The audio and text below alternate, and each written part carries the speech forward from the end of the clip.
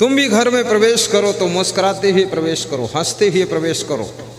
अपने बच्चों को देखो तो एक बार थोड़ा हंसो, अपनी पत्नी को देखो तो हंसो, अपनी माँ को देखो तो हंसो कि माँ ठीक हो।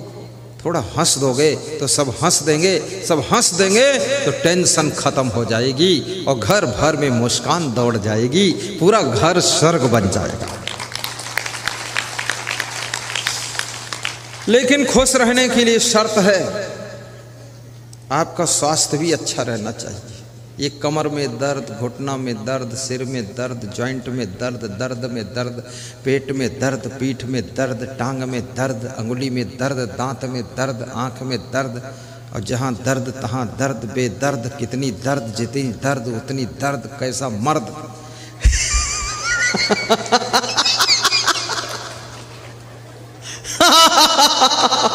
इतनी दर्द। मैं लखनऊ में सत्संग करने गया तो वहाँ एक महंत भजन गा रहा था कि गुरुजी पिलाई दे ज्ञान की बूटी, दर्द मोरे नस नस में। तो मैंने कहा दर्द नस नस में है, मुंह में पिलाऊंगा तो नस वाली दर्द कैसे जाएगी। गा रहा था। वास्तव में हर व्यक्ति की जिंदगी में दर्द है। कभी परिवार की ओर से दर्द दुख रहता है, कभी समाज की ओर से दर्द दुख, कभी स्वास्थ्य की ओर से दर्द दुख, और कभी रिश्तेदारों की ओर से दर्द और दुख रहता है, और कभी आपकी गलत डिसीजन के कारण जिंदगी में दर्द दुख पैदा होता है, और कभी याद रखना बेईमान लफंगों के कारण दर्द दुख पैदा होता है, और कभी कभी आपकी भूल के कारण दर्द दुख जिंदगी में पैदा होता है। अगर दर्द से बचना है, दुख से बचना है, पीड़ा से बचना है तो चलना संभल संभल के, माया नगर यही है। चलना संभल संभल के, माया नगर यही है। माया नगर यही है, माया नगर यही है। चलना संभल संभल के, चलना संभल संभल के, माया नगर यही है। चलना संभल संभल के। माया नगर में हो तुम, माया नगर यही। इस माया नगर में बीड़ी, सिगरेट, गांजा, चरस, तंबाकू, गुटखा, पुड़िया, भांग, अफीम, ताड़ी, दारू, मांस, मछली, अंडा, नशा, शराब, कुत्ते का मांस, बिल्ली का मांस, सांप का मांस, सारा मांस मिलता, चमगोदड़ का मांस। अब इस माया नगर में सारी दुकानें खुली हुई हैं और सब दुकान अपनी ओर आकर्षित कर रही है। यहाँ पर भोग विलास, नाना प्रकार के व्यभिचार, बलात्कार, सब कुकर्म होते हैं। लेकिन माया नगर में जब तुम निकलो तो याद रखना, हाथ में विवेक की टार्च हो, सत्संग का प्रभाव हो और भक्ति का भाव अंदर भरा हो तो इस माया नगर में फिसलने से बच जाओगे। फिर दारू की दुकान पर नहीं जाओगे, फिर आप सत्संग की दुकान पर पहुंचोगे। दो आदमियों ने जय बोला है, दूसरे दिन जय मिली है। कल तो ऐसे चला गया, आज भी दो आदमी बोले हैं, तो एक तो जोर से बोला, दूसरा बोलता हो।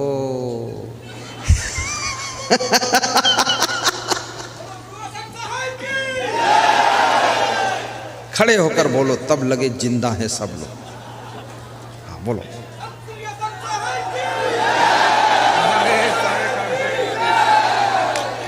हाथ उठाकर बोलो, ताली बजा दो जोरदार। बोलो सदगुरु कबीर साहब की जय, मेहीदास महाराज की जय, क्षमादेव महाराज की जय, मेघोना वासियों की जय, सब साधु संतों की जय, श्रोता मंडल की जय।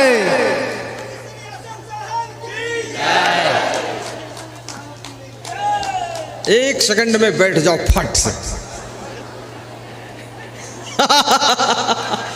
अब लगा वास्तव में बिहार है ये। बिहार में जो बहार है किसी और प्रदेश में नहीं है। ये बहार के कारण ही इसका नाम बिहार पड़ा है। और जो बाहर से न रह सके वो बिहार से बाहर हो जाए।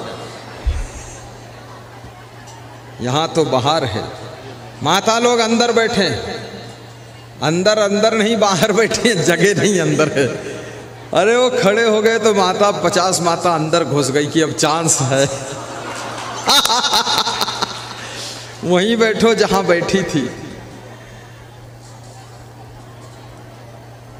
गाइए गाइए। 2 दिन की जिंदगी में मत दाग तो लगाना, 2 दिन की जिंदगी में मत दाग तो लगाना, चलना संभल संभल के, चलना संभल। अगली बार सत्संग जब रखना तो 11 बजे से 12:30 तक भजन, और सबको 11 बजे बुलाना, भजन और भोजन चलता रहे। और गुरुदेव को 12:30 बिठाओ, 12:30 से 1 बजे तक गुरुदेव का माल्यार्पण स्वागत, और 1 बजे से प्रवचन शुरू हो, 5 बजे से 5:30 बजे तक चले, और 5 से 6 बजे तक बस फिर पुष्प भेंट बंदगी भाव आरती पूजन, और 6 बजे के बाद फिर भोजन, और उसके बाद फिर अपने अपने घर प्रस्थान। ऐसा रखना है, ऐसा ही होगा। लेकिन कभी अब दोबारा होगा कि नहीं होगा ये भी डाउट है। होगा। मेघोना आने का सौभाग्य हमको दोबारा मिलेगा क्या? मिलेगा। ये मेघौना वाले हाथ उठाते हैं कि बाहर वाले उठा रहे हैं? हाँ, बाहर वाले सोचते हमारा क्या खर्चा है, हल्ला मचा के बुला लो यहाँ। मेघौना के लोग उठा रहे कि नहीं उठा रहे? मेघौना के लोग खुद ही उठकर खड़े हो गए हैं कि छोड़ूंगा नहीं, जिंदगी भर तुमको इधर ही लाऊंगा। बिल्कुल ना तुम छोड़ो ना हम छोड़े, और पूरी दुनिया को अच्छाइयों की ओर मोड़ेंगे, गुरु जी को नहीं छोड़ेंगे। बैठो। 2 दिन की जिंदगी में मत दाग तो लगाना, 2 दिन की जिंदगी में मत दाग तो लगाना, चलना संभल संभल के, चलना संभल संभल के। दूध है और दारू है, संभल कर चलना है। दूध पीना है, दारू नहीं पीना है। मांस भी है, दाल भात भी है, अंडा भी है, आलू भी है। आलू खाना है, अंडा नहीं खाना है। दाल भात खाना है, लेकिन मछली मांस नहीं खाना है। यही संभलना है। आपके मुंह में ऐसी वाणी है, गाली नहीं देना है, धन्यवाद देना है, माता पिता के पैर छूना है, माता पिता को आंख नहीं दिखाना है, सास ससुर का सम्मान करना है, उनसे अलग नहीं होना है, अपने देवर को भी निभा लेना है, और अपने पति को भी शांति से मनोबल उसका बढ़ाना है। पतियों को तंग नहीं करना है। जो नारी अपने पति को तंग करती है, उस नारी को 7 जन्म तक नारी का शरीर नहीं मिलता है। फिर उसी द्वार पर वो 7 जन्म तक भैंस बनकर पैदा होगी, नारी का रूप नहीं मिलेगा। और फिर उसका पति खूब उसको दुहेगा और कभी कभी डंडा भी मारेगा। इसलिए पति को तंग मत करना।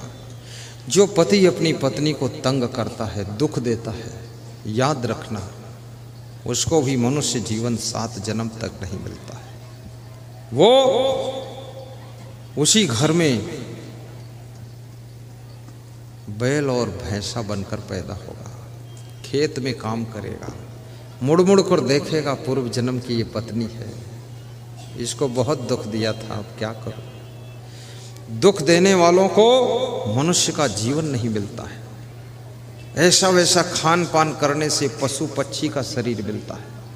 इसलिए शुद्ध शाकाहारी बनो, हाथ धोकर भोजन करो, नाखून काट कर साफ रखो, बालों को भी साफ रखो, अपने खाट गद्दे रजाई कपड़े साफ रखो, खटमल न पैदा होने पाए,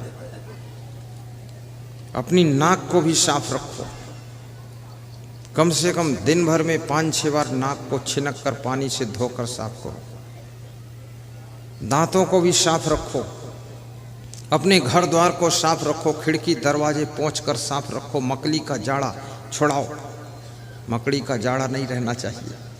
और चप्पल जूते भी साफ सुथरे रखो, चश्मा भी अपना साफ रखो, मुंह को भी ठीक से धो, और सुंदर बनना चाहते हो तो प्रसन्न रहो। प्रसन्नता तुमको सर्व सुंदर बना देती है, क्रोध तुमको बदसूरत बना देता है, अधिक खाने से तुम्हारी शकल बदसूरत हो जाती है, कम खाने से, अच्छी तरह पचाने से आपकी शक्ल बहुत सुंदर हो जाती है, चबा चबा कर खाने से बुद्धि कुशाग्र होती है, गहरी नींद सोने से स्मरण शक्ति बढ़ती है, कम सोने से सिर दर्द भारी, दिमाग भारी हो जाता है, और सबसे प्रेम करने से बहुत सुख की प्राप्ति होती है। सामान को केयर करने से, सामान को संभालने से असमंजस कम पड़ते हैं, गम खाने से स्वर्ग का सुख मिलता है, दूसरों की गलती को क्षमा करने से स्वर्ग से ऊंचे स्थान प्राप्त होता है। द्वाविमो पुरुषो राजन स्वर्गस्य परितिष्ठता प्रभुज क्षमय एक तो दरिद्रस्य प्रदानवान। विदुर जी कहते हैं 2 प्रकार के लोग स्वर्ग से भी ऊंचे स्थान पाते हैं। नंबर 1 वे लोग जो गरीब हैं लेकिन फिर भी दान करते हैं, दरिद्रस्य प्रदानवान। कुंभ मेला हो उज्जैन, कुंभ मेला हरिद्वार के लिए उज्जैन में आश्रम निर्माण हो रहा है, उसके भूमि दान के लिए जो लोग कुछ नहीं है फिर भी आधा कुंटल गेहूं देने का संकल्प ले लेते हैं, ऐसा करने वाले लोग स्वर्ग से ऊंचे स्थान को प्राप्त करते हैं। आज की 20 वर्ष पहले की बात है, मैं जा रहा था झांसी के पास में एक आटा कस्बा आता है, वहां गाड़ी रुकी तो संतों ने कहा मूली और थोड़ा टमाटर ले लेता हूँ रास्ते में खाने के लिए। पूड़ी है, मूली टमाटर ले लूँगा, नमक डालकर खा लूँगा। मैंने कहा ले लो। तो मैं भी खाली था, बस के पास में एक महिला मूली बेच रही थी। मैंने कहा माता जी कितने की मूली दे रही हो? तो उसने कहा 1 रुपये की 4 मूली। 20 साल पहले सस्ता जमाना। तो उस महिला ने बताया कोई बात नहीं, बच्चा किसी का यहाँ आवाज़ नहीं किया जाएगा, वहीं पड़ा रहने दो, तुम पीछे ले जाओ, अपना अपना बच्चा संभालो। मैंने कहा ना, चलना संभल संभल के बच्चा संभालो, हल्ला न मचा माता जी, सत्संग बिगड़ जाएगा, बच्चों के लिए सत्संग नहीं है, चिल्लाने दो, चिल्ल पो मत मचा, बोड़ा बोलो सदगुरुदेव की जय। अपना बच्चा चुपचाप ले लो, छोड़ा मत करो। देखो डिस्टर्ब होता ना, बात कट जाती है। साहिब बंदगी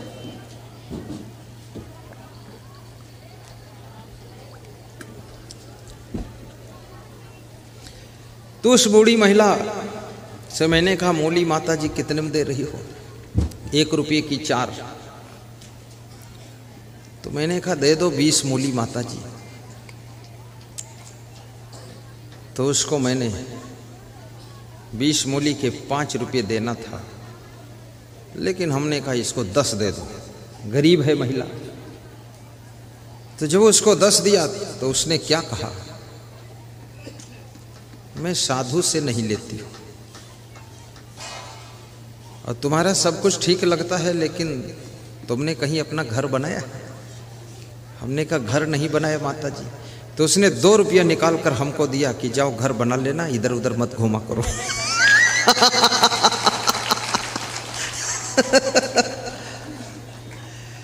अब इतनी गरीब महिला है, मूली बेच रही है, लेकिन फिर भी वो 2 रुपये दान दे रही है। तो मैंने कहा रख लो माता जी, मेरे पास आश्रम है। अरे बोले तुमसे गरीब हम थोड़े हैं, तुम जाओ ले जाओ। गरीबी में भी जो दान करता है, बलवान होते हुए, मजबूत होते हुए भी जो कमजोर से कमजोर गलती करने वाले को क्षमा कर देता है, माफ करता है, उसे स्वर्ग से ऊंचे स्थान मिलता है। आपकी बहू से गलती हो जाए उसको क्षमा भी करना, सास ससुर से गलती हो जाए उनको माफ करना। गलती को क्षमा करने वाला विष्णु भगवान के समान होता है। भृगु जी ने विष्णु भगवान को लात मारा था और विष्णु भगवान ने क्षमा कर दिया था, और जिन्होंने क्षमा किया था उनकी संसार में पूजा होने लगी, और जिन्होंने लात मारा था उनका पूजा से स्थान समाप्त हो गया। परशुराम के पिता थे भृगु जी। परशुराम भी क्रोधी थे और उनके पिता भी बहुत क्रोधी थे। किसी किसी के घर में पूरा ब्लड ग्रुप क्रोधी होता है, बहुत क्रोध आता है, और ये क्रोध लक्ष्मी को नष्ट करता है। ऊंचे पद पर तुमको पहुंचने के लिए क्रोध बाधा डाल देता है। संयच्छति यो न बेगम उत्थितम क्रोधा हर्षयो साश्रियो राजनम भाजन यश आपत्स न मुह्यति। विदुर जी कहते हैं जो अपने क्रोध को काबू कर लेता है, अपनी खुशियों को भी पचा लेता है, वह व्यक्ति राज्य और लक्ष्मी का अधिकारी बनता है और उसकी आपत्तियां कम होने लग जाती हैं। इसलिए कभी क्रोध आए, क्रोध में राजनीतिक पार्टी मत बदलना, क्रोध में आकर के अपने माँ बाप को मत छोड़ देना, क्रोध में आकर के अपने सास ससुर से भी दूर मत होना। थोड़ा थोड़ा मिलते जुलते रहना, लेकिन इतने मजबूत बनो कि सबको मदद करने लायक बनो, लेकिन किसी की तरफ मदद की आशा मत रखो। याद रखना, सूरज सबको रोशनी देता है, लेकिन किसी से रोशनी पाने की आशा नहीं रखता है। इसलिए सूर्य को भगवान कहा जाता है, जो सबको देना जानता है और लेने की आशा रखता है। नदियों को माँ कहा गया है, क्योंकि नदियाँ हमेशा जल देती रहती हैं। वृक्ष कबहु नहीं फल भखे, नदी न संचय नीर, परमारथ के कारणे साधुन धरा शरीर।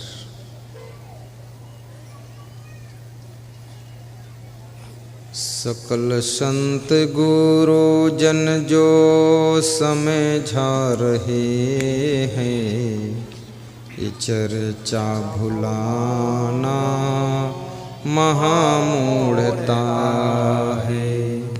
सकल संत गुरु जन जो समझा रहे हैं, चर्चा भुलाना महामूढ़ता है। बड़े भाग्य से मानो जीवन मिला है, निरर्थक बिताना महामूढ़ता है।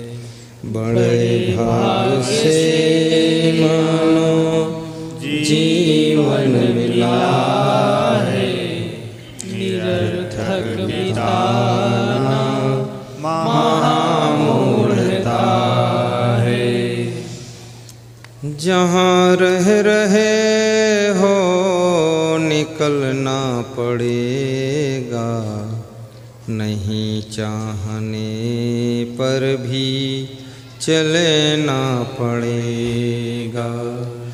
जहाँ रह रहे हो निकलना पड़ेगा, नहीं चाहने पर भी चलना पड़ेगा। जिसे खो के फिरे हाथ मलना पड़ेगा, वहाँ मन फसाना महामूढ़ता है। वहाँ मन फसाना महामूढ़ता है।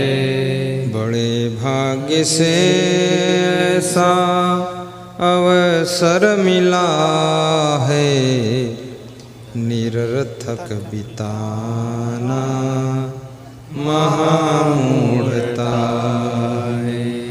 निरर्थक बिताना महामूढ़ता है। सदा शांति रहती है समयता के पीछे, समयता न आती विषमता के पीछे। सदा शांति रहती है समयता के पीछे, समयता न आती विषमता के पीछे। विषमता रहा करती ममता के पीछे, ममता बढ़ाना महामूढ़ता है, ममता बढ़ाना महामूढ़ता है। सकल संत गुरु जन जो समझा रहे हैं, चर्चा भुलाना महामूढ़ता है, चर्चा भुलाना महामूढ़ता है, चर्चा भुलाना महामूढ़ता है।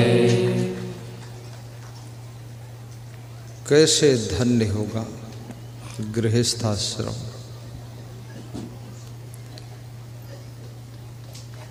शानंदम सदनम सुतास्तु कांता प्रियालापिनी,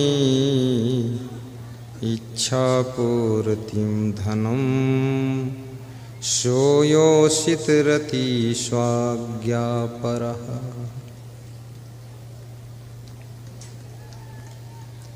वह गृहस्थाश्रम धन्य है जिस घर में सदैव आनंद रहता है। शानंदम सदनम, सदन माने घर होता है, जिसके घर में सदैव आनंद है, जिस घर के लोग आनंद के सहित घर में रहते, एक दूसरे को देख करके खुश होते हैं, जिस घर में सभी गुणवान हों और सभी बुद्धिमान हों, सभी चरित्रवान हों, सभी कलाकार हों,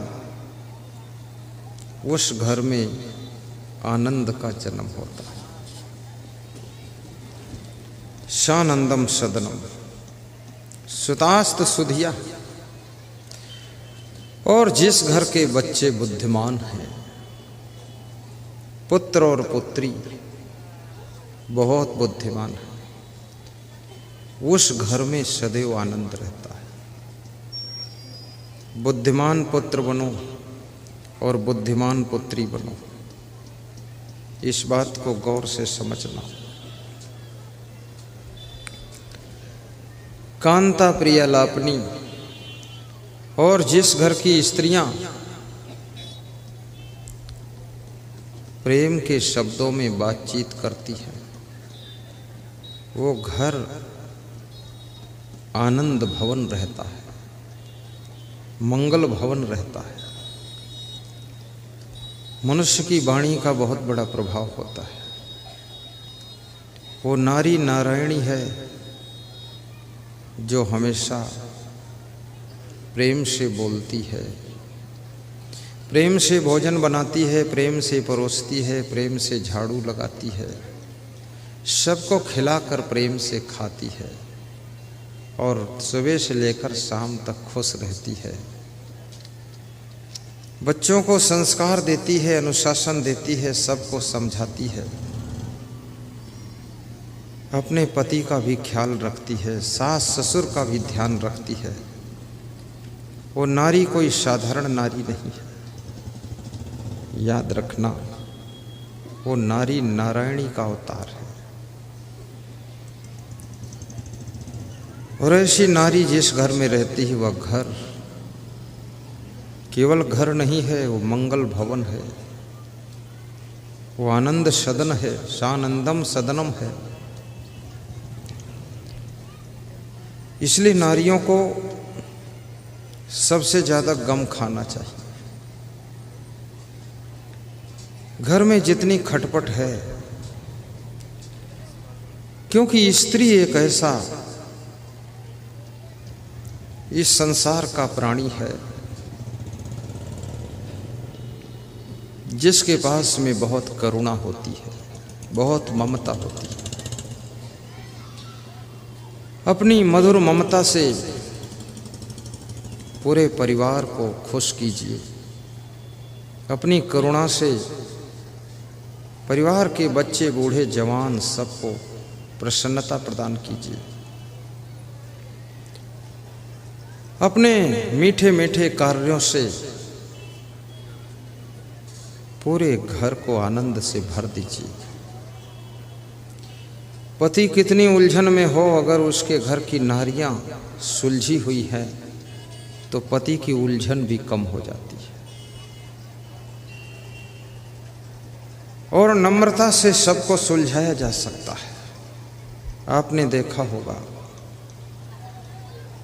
आपके द्वार पर पला हुआ कुत्ता, आपके द्वार पर बंधा हुआ बछड़ा, बछिया, पड़वा, पड़िया, ये जो भी होते हैं,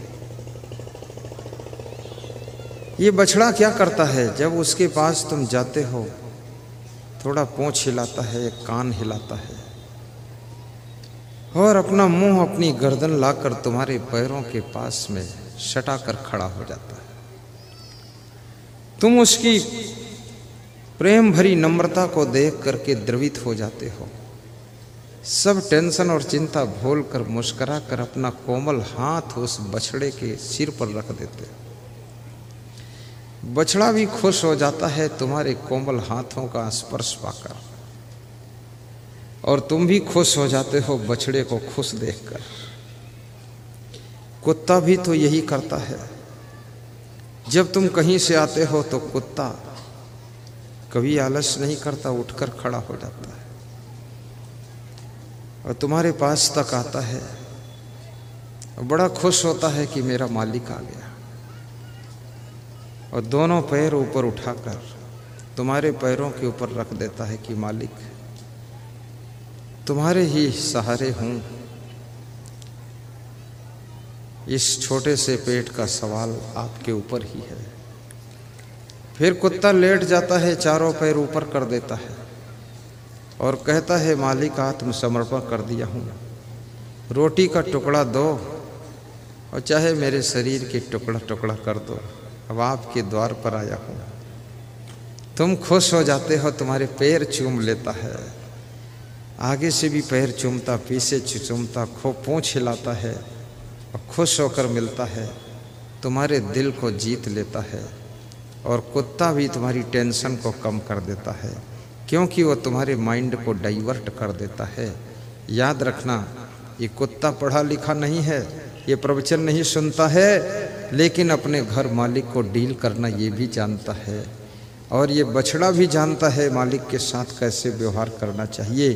पर धिक्कार है उन बच्चों को, धिक्कार है उन बहुओं को, धिक्कार है उन पत्नी और पति को जो मनुष्य हो करके, educated, well qualified, complete degree प्राप्त करके भी एक दूसरे के साथ व्यवहार करना नहीं जान पाते हैं, उल्टा पलटा व्यवहार करके सबको परेशान करते रहते हैं।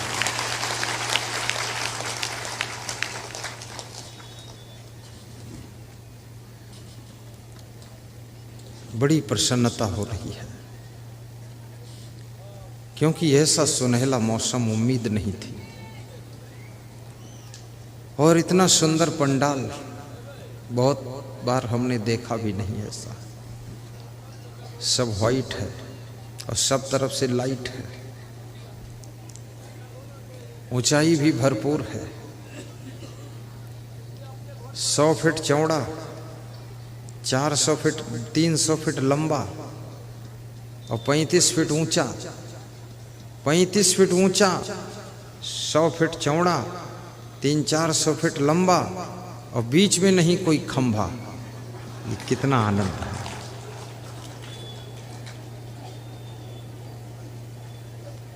अच्छा लग रहा है। साउंड सिस्टम भी बहुत अच्छा है। आवाज साफ सुनाई दे रही कि नहीं? मीठी आवाज है कि नहीं? और शक्कर घोल दूं क्या इसमें?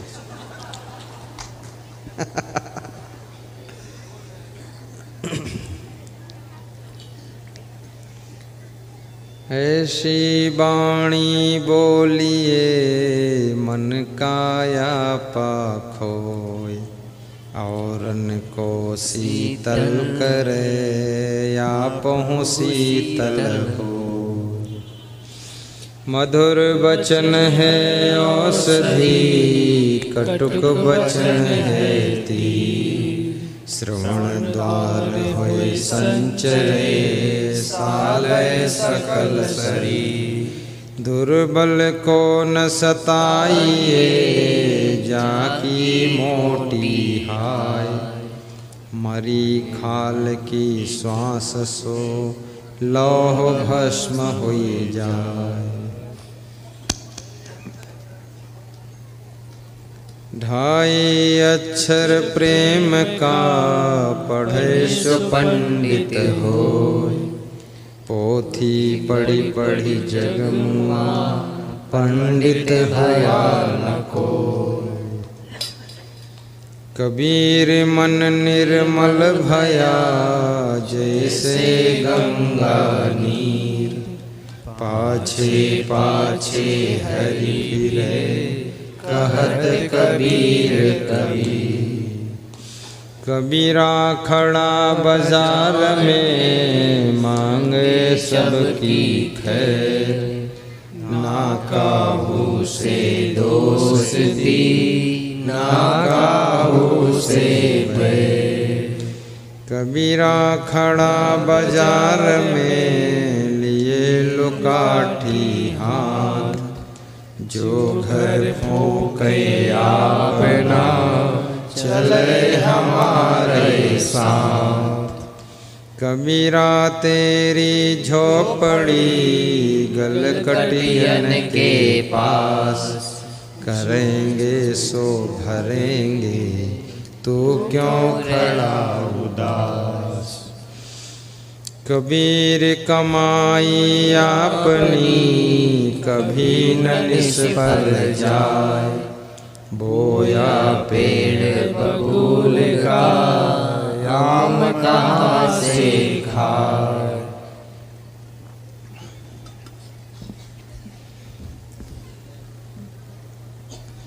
संगत की जय साधु की, हरे और की व्याधि। ओछी संगति क्रूर की, आठों पहर उपाय। नमन मरे न माया मरी, मरी मरी गया शरीर। आशा तृष्णा नाम मरे, कह गए संत कबीर।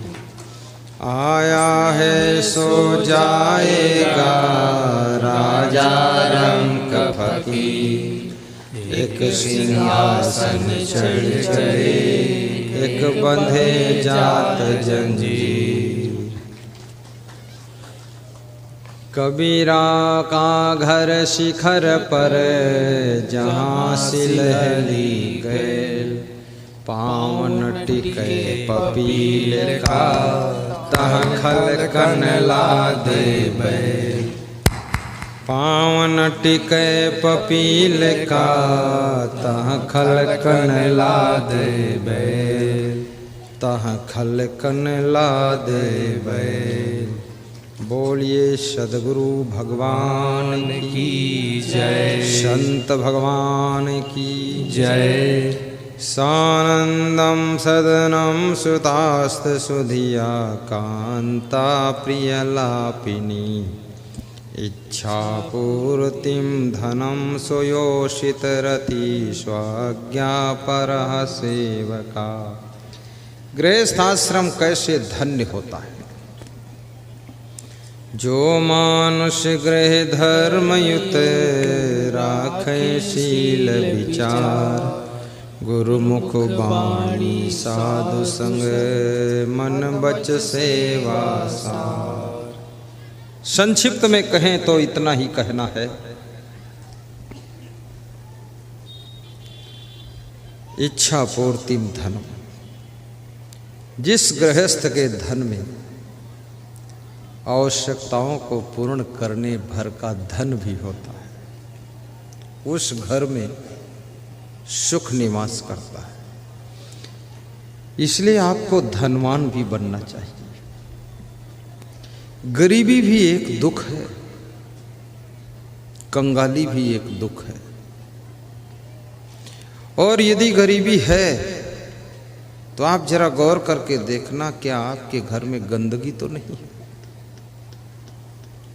यदि गरीबी है तो आप घर में गौर करके देख लेना कि आपके घर में क्या आलस्य तो नहीं है किसी को।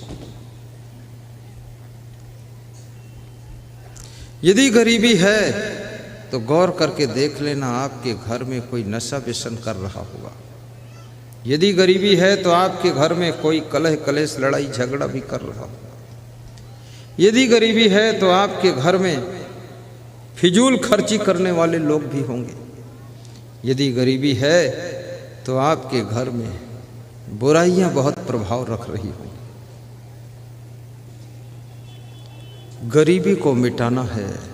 गरीबी तो कोई चीज है नहीं, गंदगी को मिटाओ तो गरीबी मिट जाएगी, और क्रोध को मिटाओ तो गरीबी मिट जाएगी, आलस्य को मिटाओ तो गरीबी मिट जाएगी, कलह कलेश को मिटाओ तो गरीबी मिट जाएगी, राग द्वेष को मिटाओ तो गरीबी मिट जाएगी। घर में प्रेम और परिश्रम और उत्साह और साहस के साथ कर्म करना शुरू करो तो घर में अमीरी आ जाएगी, अमीरी आ जाएगी।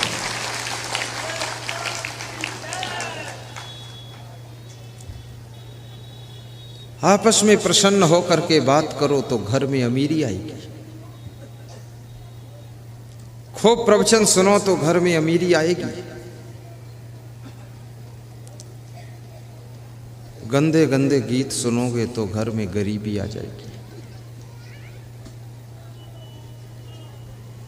साहिब बंदगी बोलोगे घर में गरीबी दूर हो जाएगी। और ध्यान देना, माता पिता के सुबह उठकर पैर छुओगे, सोने से पहले शाम को पैर छुओगे, आपके घर में अमीरी का आना शुरू हो जाएगा, लक्ष्मी आएगी। अपने पति के पैर छूकर प्रणाम करोगी, आदर करोगी, आपके घर में कभी गरीबी नहीं आएगी। पान तंबाकू पुड़िया बीड़ी सिगरेट गांजा चरस और दारू और जुआ ये सब त्याग कर दोगे तो घर में जितनी चाहो उतनी अमीरी आ जाएगी, जरूर अमीरी आएगी। ऐसा वैसा खाना पीना बंद करो, सहनशीलता बढ़ाओगे तो अमीरी बढ़ेगी। मेहमान का सम्मान करोगे तो अमीरी बढ़ेगी। संत गुरु का ध्यान लगाओगे तो अमीरी बढ़ेगी। रावण का ध्यान लगाओगे गरीबी बढ़ेगी। सोने की लंका भी भस्म हो जाएगी। इसलिए भक्ति के गीत गाया करो।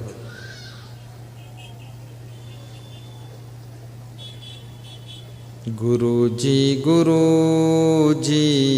पुकारा करेंगे, तुम्हारी शरण में गुजारा करेंगे। इच्छा पूर्ति धनम सोयोषित रति।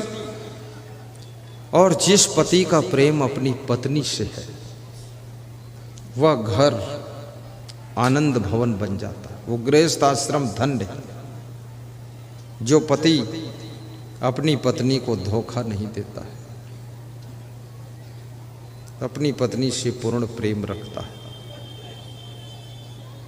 वह गृहस्थ आश्रम धन्य हो जाता है।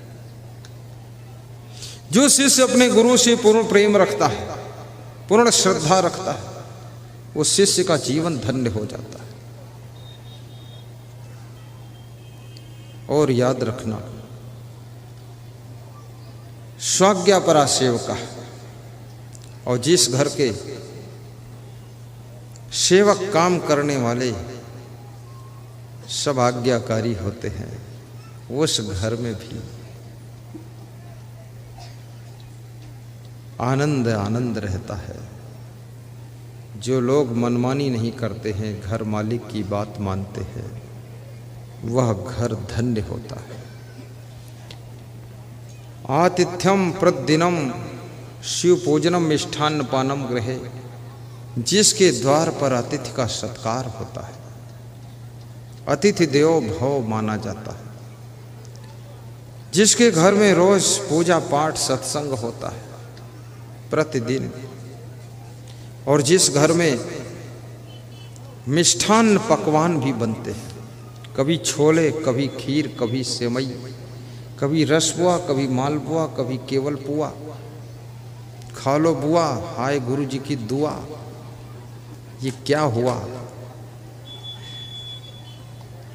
जिसके घर में रोज रूखा सूखा भोजन नहीं बनता है, कभी कभी पूड़ी और पराठे भी बनते हैं। होली, दिवाली, रक्षाबंधन, गुरु पूर्णिमा, महोत्सव, कबीर जयंती आदि पर्व के दिन त्योहार तो मनाया ही जाता है, लेकिन अगर त्योहार नहीं है फिर भी महीने में 1-2 बार त्योहार जैसा पकवान बनाकर जिस घर में खाया जाता है, मेहमान को खिलाया जाता है, उस घर में याद रखना वह घर भी धन्य है और वहाँ सुख और आनंद रहता है। कल एक भक्त हमारे यहाँ पास में आए थे, साबूदाना की खीर बनाकर लाए। बड़ा भाव था उनका, मुझे दिया तो मैंने कहा रख लेता हूँ, बाद को खा लूँगा। बोले तुरंत खाओ खोल के, अभी खाओ आप देखो तो। मैंने कहा बाद को खा लो। नहीं अभी खोलो देखो आप तो खा लो। बड़ी श्रद्धा थी तो मैं खोला, 1 चम्मच खाया। तो मैंने कहा आप ले लो। बोले आप खाओ फिर बाद को मैं लूँगा। तो वहाँ 10-15 लोग बैठे थे, 1-1 चम्मच सबको बांटा, बाकी भंडार में भेजा। तो उस भक्त ने कहा कि आज्ञा करो कल मैं ज़्यादा लाऊं, सब संतों को खिलाऊं। तो मैंने कहा थक जाओगे, रहने दो। तो बोला नहीं ले आऊँगा मैं। तो मैंने कहा तो लाना तो साबूदाना की खीर मत लाना, आप चावल की खीर लाना। बोले 10 बजे लाऊंगा। तो हमने ठीक चलेगा। आज वो बहुत खीर लेकर आए। खड़े हो जाओ जरा। ये 2 भक्त देखो, श्रद्धा इनकी।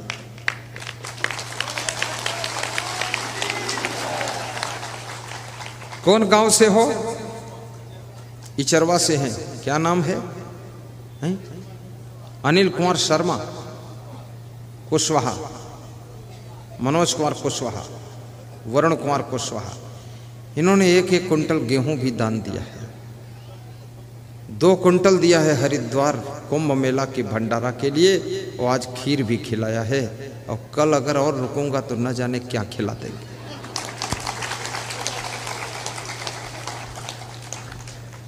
बैठो। सुबह सुबह आज एक भक्त दही मलवा भर के लाया और पेड़ा लाया। खड़े हो जाओ जो दही और मलवा पेड़ा लाए थे। कौन भगत था? इसी गांव का है। ये देखो भगत, क्या नाम है?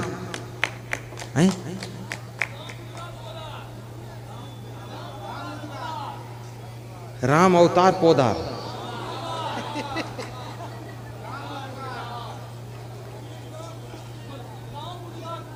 राम उद्गार पोदार।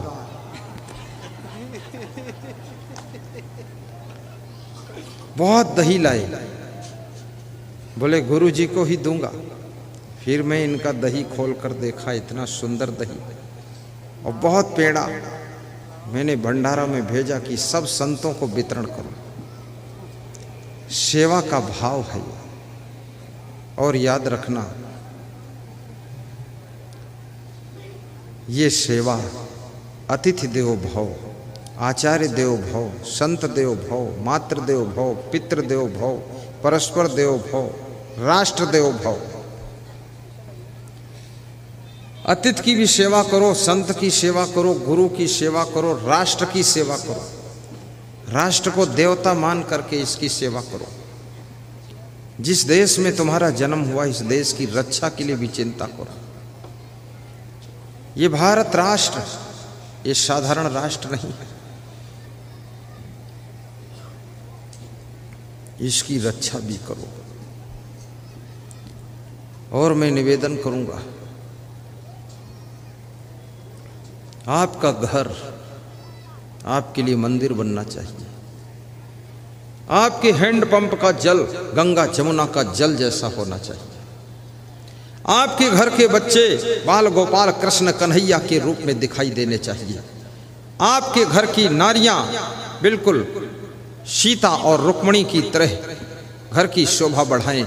आपके घर के पुरुष राम और कृष्ण भगवान की तरह अपने अयोध्या को राम राज्य में बदल दें और कृष्ण बन करके तुम गोकुल नंद बाबा को खुशियों से भर दो। ऐसी जिंदगी बनाओ।